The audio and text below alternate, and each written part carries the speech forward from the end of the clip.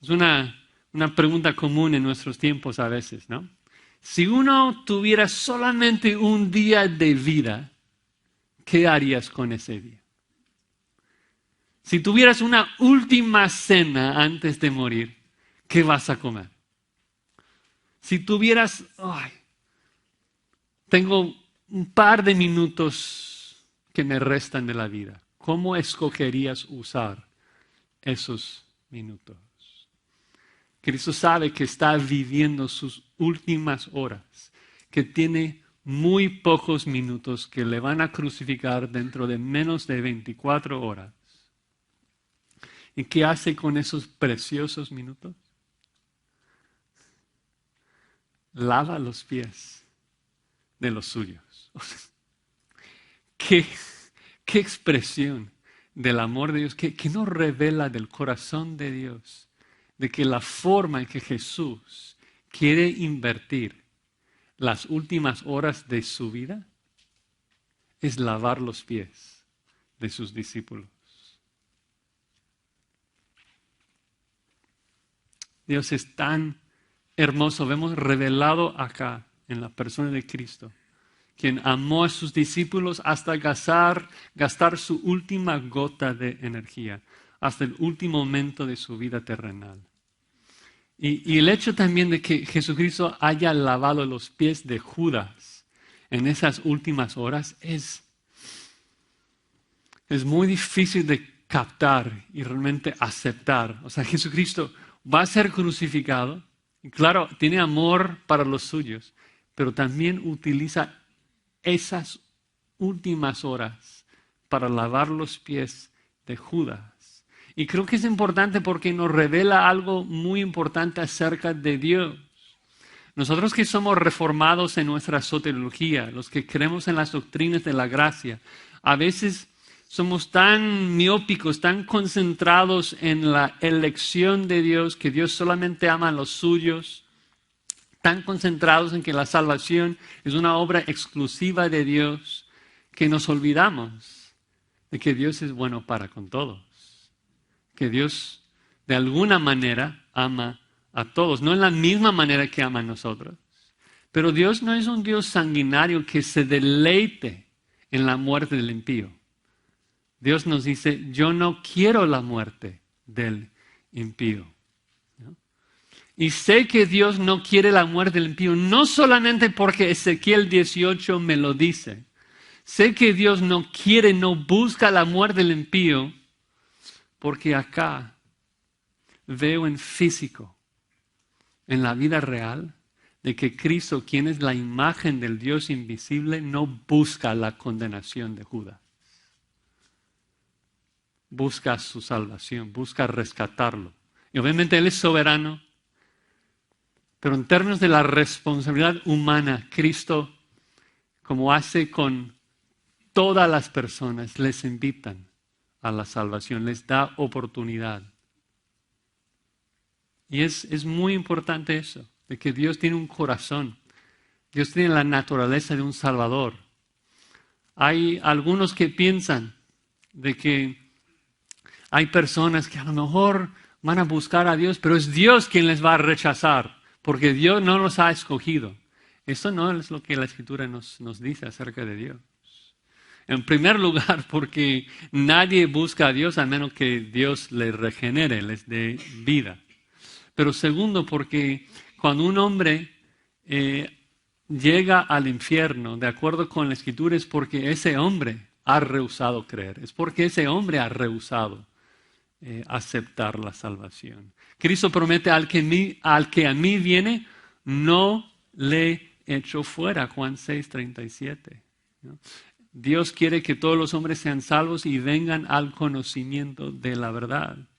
Entonces, si Dios no puede ser hallado por un hombre, no es porque Dios es un Dios malo, es porque el hombre es un hombre malo, muerto, un cadáver espiritual que ha rechazado a Dios. En Cristo vemos que Dios es un Dios que ama a los suyos, es un Dios de amor. ¿No? De hecho, y lo veremos si Dios lo permite en un futuro dado, pero la máxima expresión del amor de Dios en esta sección se encuentra en Juan 17, versículo 23, en donde el versículo termina, Juan 17, versículo 23, de que Cristo vino al mundo con este propósito, para que el mundo conozca que tú me enviaste y que los amado a ellos, a los suyos, a nosotros, los has amado en la misma manera en griego, o sea, como también a mí me has amado. Cristo vino al mundo, fue a la cruz para que tú supieras que Dios te ama a ti como ama a su Hijo amado. Eso no se puede comprender. Esto en verdad es difícil de creer, pero es lo que vemos acá, de que Dios ama a los suyos, los ama al máximo. Bueno, la segunda obra que vemos de Cristo acá será un poco más breve, porque toda la siguiente sección trata de que el lavar los pies de sus discípulos es un ejemplo para que nosotros los sigamos, pero vemos que también Cristo sirve a los suyos. Versículo 4, dice que Cristo se levantó en la cena, se quitó su manto y tomando una toalla se la ciñó. Básicamente, leemos el versículo, y no sé de ustedes, pero la primera pregunta que me vino a la mente fue, pero ¿por qué nadie les había lavado los pies antes? ¿Por qué Cristo es el primero? O sea, ¿cómo entraron allí y están todos sentados y nadie les ha lavado los pies todavía? Y se puede debatir un poco, no están en la casa de ellos, es una casa de alguien más, no sabemos qué tipo de siervos tenían. Pero el contexto es interesante, que lo vemos en otros evangelios, y es de que la conversación que están teniendo mientras entran en el aposento alto es esto, escuchen. Hubo también entre ellos una disputa sobre quién de ellos sería el mayor. En contexto, lo que los apóstoles están hablando mientras entran en el aposento alto, el contexto inmediato de que Cristo los lava los pies, es que están discutiendo, argumentando sobre quién de ellos es el principal, el primero, el mayor. No han entendido todas las enseñanzas de Jesús, de que el último será el primero. Y obviamente si estamos discutiendo, argumentando, si yo soy el primero y tú el segundo, tú el primero y yo el segundo, estamos argumentando quién es el primero, sería muy difícil, humanamente hablando, ganar el argumento de que yo aquí mando, yo soy el patrón, yo soy el jefe, yo soy el primero, si tomo el lugar de un esclavo y comienzo a lavar tus pies. Me parece que nadie toma la iniciativa de servir, porque ese acto de lavar los pies es algo muy degradante. Creo que tal vez en nuestro siglo no comprendemos lo humillante que era el lavar los pies de la gente. Obviamente ellos andaban en sandalias, calles de polvo, de lodo, y era el peor esclavo realmente que tenía el trabajo de lavar los pies de la gente cuando entraban en la casa. De hecho, en un comentario judío sobre Éxodo 21:1, que se trata, un contexto muy diferente, pero se trata de la compra de esclavos judíos, que esos judíos voluntariamente se ofrecían como esclavos a otro amo, pero un rabino dice de que el acto de lavar los pies era un trabajo reservado únicamente para esclavos gentiles, que era un pecado obligar a un esclavo judío a lavar los pies porque era demasiado degradante, ¿no? Humillante. Entonces solamente un judío gentil podría hacer esto. Entonces te puedes imaginar de que Jesucristo, el Señor y Maestro, Jesucristo, el Salvador del mundo, es el que se levanta y lava los pies. Y es realmente en ese momento que la humildad se convierte en una virtud por primera vez en la historia. La humildad nunca se había considerado como una virtud. De hecho, un comentarista dice, no existe ninguna instancia ni entre judíos ni entre greco-romanos en que un superior lava los pies de un inferior. O sea, no se practicaba, no se hacía. Y Cristo, quien tiene todo poder, todo dominio, se porta como el inferior. Para visualizar un poco lo que está pasando, cultura del Medio Oriente, es una mesa bajita, todos están acostados, normalmente acostados, apoyándose en el brazo izquierdo para comer con el brazo derecho. Todos están ahí acostados y Jesucristo se levanta, quita su manto y luego por encima de su ropa interior ciña una toalla. Era la ropa de un esclavo, ¿no? Y nos recuerda otra vez de Filipenses 2:6 de que Jesucristo tomó la forma de esclavo para servirnos, revelándonos el carácter de Dios. Y versículo 5, puso agua en un lebrillo, comenzó a lavar los pies de los discípulos y a enjugarlos o secarlos con la toalla con que estaba ceñido. Es decir, que logra lavar los pies de varios discípulos antes de que Pedro intenta pararlo. O sea, parece que los primeros discípulos están tan en shock que no saben qué hacer, no saben qué decir. Y simplemente Cristo va lavando pies. No sabemos cuántos pies Jesucristo lavaba antes de llegar a Pedro. Pero cuando llega Pedro que ya ha confesado que Cristo es el Cristo, el Hijo de Dios. Pedro que ya ha confesado que Él es Señor. Cuando versículo 6... Jesús llega a Simón Pedro, Pedro dice, Señor, tú, y es enfático los pronombres tú y yo, tú a mí me lavas los pies, o sea, imposible. Imposible que tú, siendo quien tú eres, me lavas a mí, quien soy yo, los pies. Imposible. No lo vas a hacer. Es, implícito, no lo vas a hacer. No es correcto que tú lo hagas. Pedro tal vez bien intencionado, ¿no? Pero totalmente ignorante de los planes del Señor, dice, no me parece apropiado. Y es de que Pedro todavía no logra entender el plan de Jesucristo, de que Él tenía que humillarse para salvar a su pueblo. Él tenía que humillarse para ser exaltado y recibir la adoración de nosotros también, ¿no? Para mostrarse totalmente digno de nuestra adoración. El Creador Supremo, el Soberano, el Santo, tenía el deseo de humillarse y mostrar su carácter, ¿no? Qué humildad, qué naturaleza tan hermosa, que Dios quiera, que Jesucristo desee hacer esto, ¿no? Y no quiero otra vez, cuando hablamos del amor, no quiero que pienses que eso es algo temporal, que Cristo por un segundo va a servirles, porque de manera egoísta quiere ser servido por toda la eternidad. Hay gente que por un momento dado pudiera servir, si piensan que con el servir por un segundo van a ser alabados por mucho tiempo después. Eso no es algo temporal, eso es algo de la naturaleza de Dios que Jesucristo nos revela. Escuchen Lucas 12, no tienen que ir allí, pero está hablando del reino futuro. Jesucristo está hablando y dice esto. Bienaventurados aquellos siervos a los cuales su Señor cuando venga halle velando.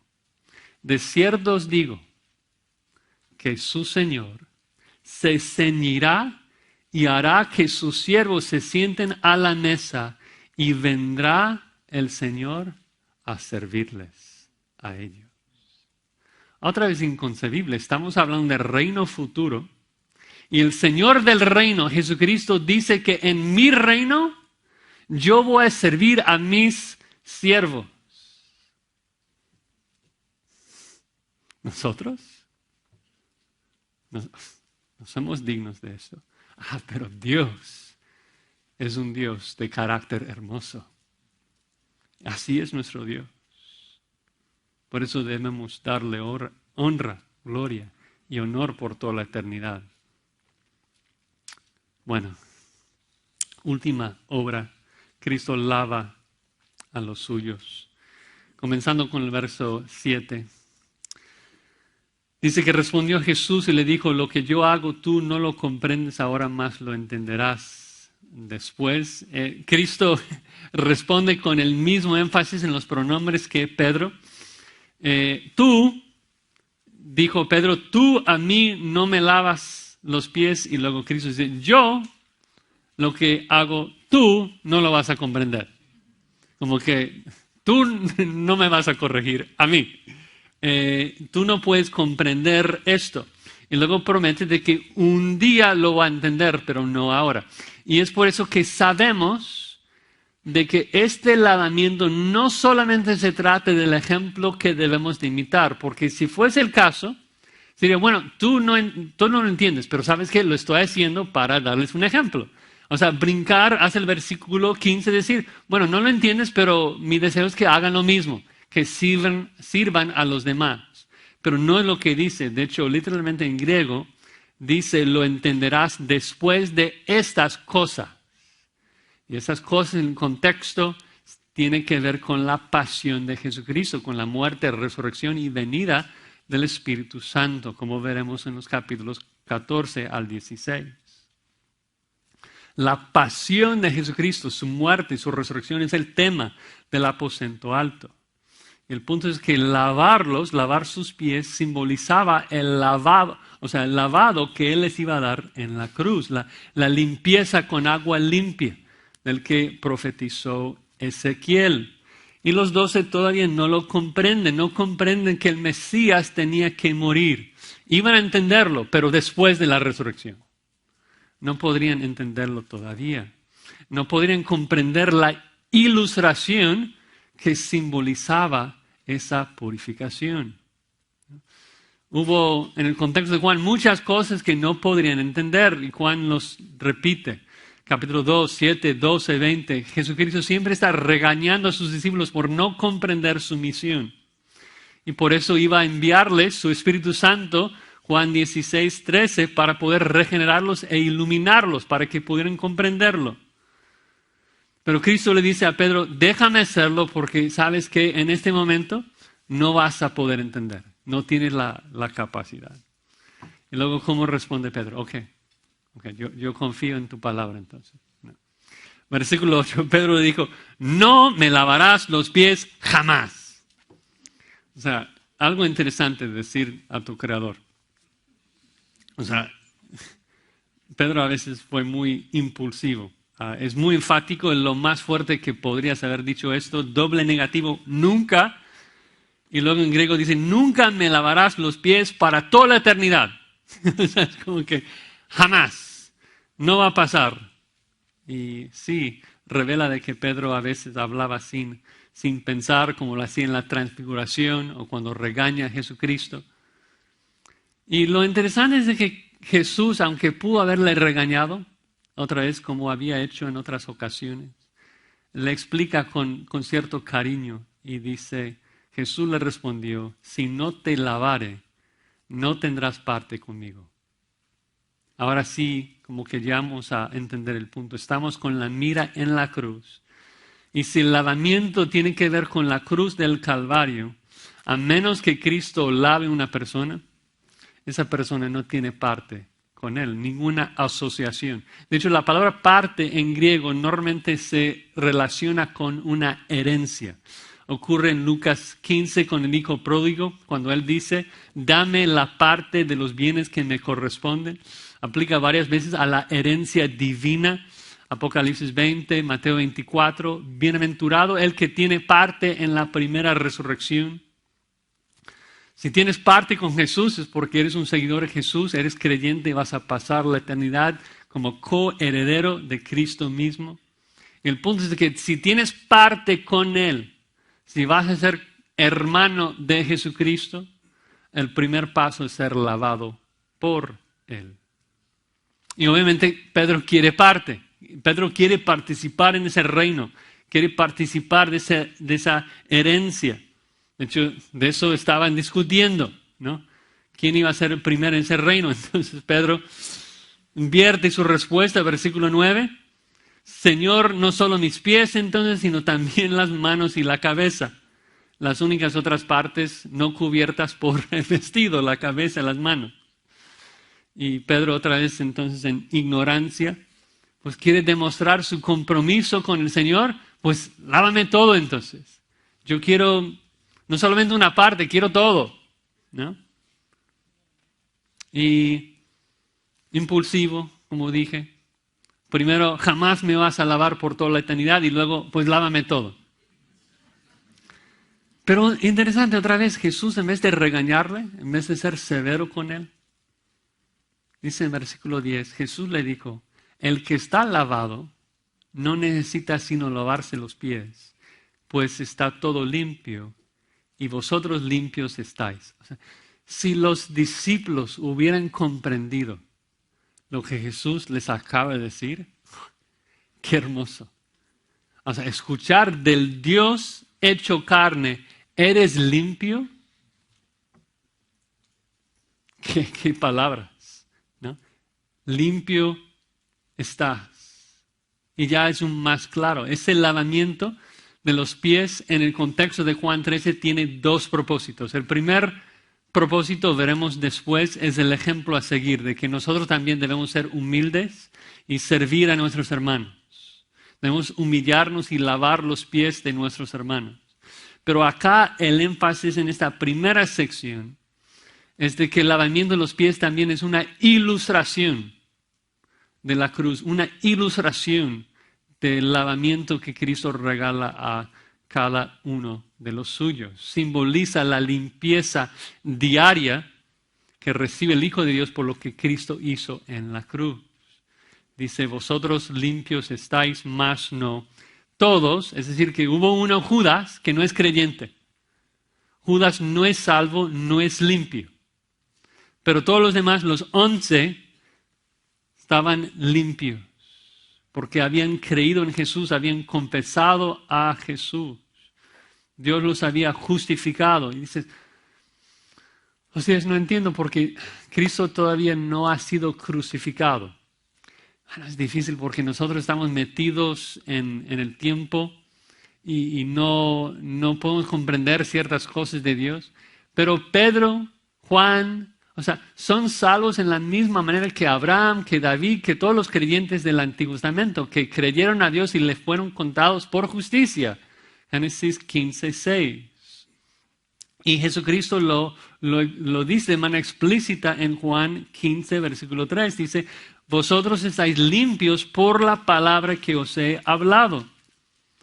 Entonces, por la palabra de Dios, por la gracia de Dios, por fe en el Mesías, esos eran sido salvados de la ira de Dios, perdonados sus pecados, justificados.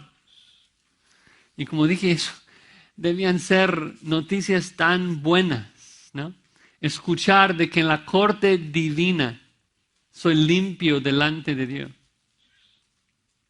La pregunta es, bueno, si son limpios, ¿por qué Pedro está contestando así? Porque está pecando en este mismo párrafo.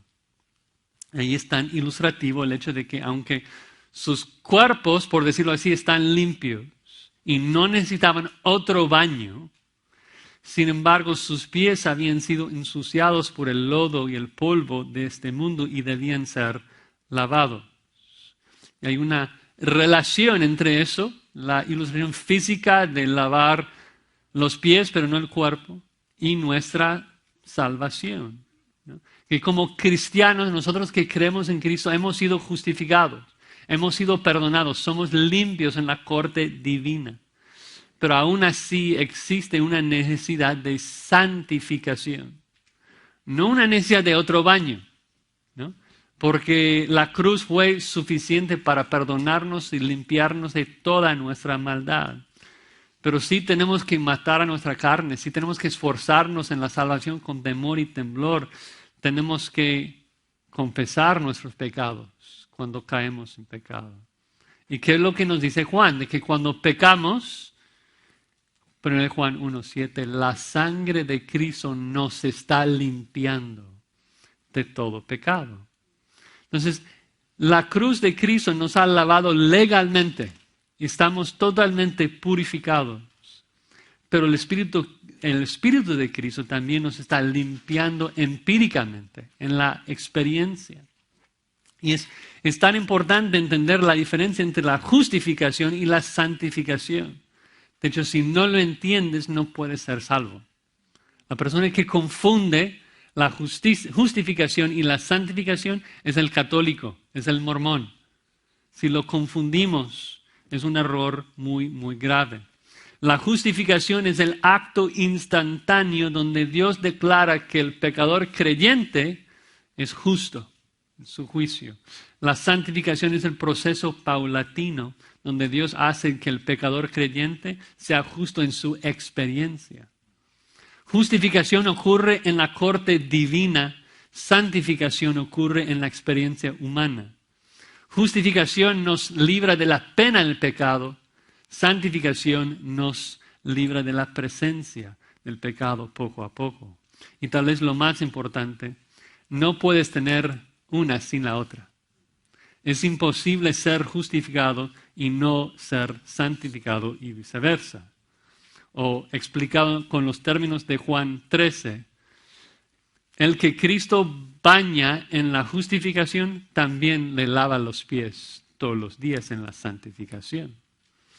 Y realmente si lo comprendemos de esa manera, deben ser palabras tan alentadoras de que Cristo lava por completo a los suyos, que no solamente le justifica, no solamente le deposita una justicia completa en su cuenta, sino que también termina la obra. También trabaja con esa persona en la santificación diaria, lavando sus pies, para que no solamente sea purificado en la corte divina, sino que sea purificado también en su experiencia.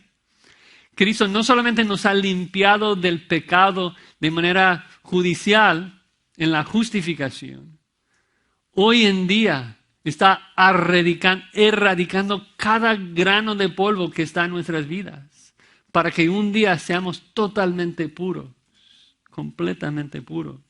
Por eso Cristo fue a la cruz, para que no nos quedara ninguna mancha. Efesios 5 dice que Cristo amó a la iglesia, se entregó a sí mismo por ella para santificarla, habiéndola purificado en el lavamiento del agua por la palabra, a fin de presentársela a sí mismo una iglesia gloriosa, que no tuviese mancha, ni arruga, ni cosa semejante, sino que fuese santa y sin mancha. Si estás en Cristo, si Cristo te ha lavado, te puedo garantizar con toda la autoridad de la Biblia que eres limpio y serás limpio por toda la eternidad. Porque así Cristo lava a los suyos. Se ha humillado para poder morir en tu lugar y lavarte al 100%, al máximo. Cristo no solamente nos ha amado al máximo, no solamente nos sirve al máximo, también nos lava al máximo. Somos limpios los que creemos en Cristo. Lamentablemente tenemos que terminar con el último versículo que nos alerta de la triste realidad de que no todos, porque el versículo 11 dice que Jesús sabía quién le iba a entregar, por eso dijo, no estáis limpios. Todos. No todos ven la hermosura del amor de Cristo. No todos aprecian la humillación de su servicio. No todos reconocen su suciedad, su propia suciedad y su necesidad de ser lavado por Cristo.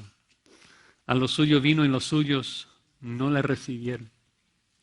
Entonces es un buen momento para que nosotros pensemos si estamos en esa situación, en donde todavía no hemos abrazado a Cristo, si todavía no hemos recibido su amor, su servicio, su lavamiento, para poder arrepentirnos de nuestros pecados y confiar en su vida, su muerte y su resurrección. También es un excelente recordatorio para nosotros que somos creyentes de que nuestro Dios es glorioso, nuestro Dios es hermoso y la forma en que Cristo ama, sirve y lava a los suyos nos revela esa preciosa naturaleza del Dios que servimos y adoramos.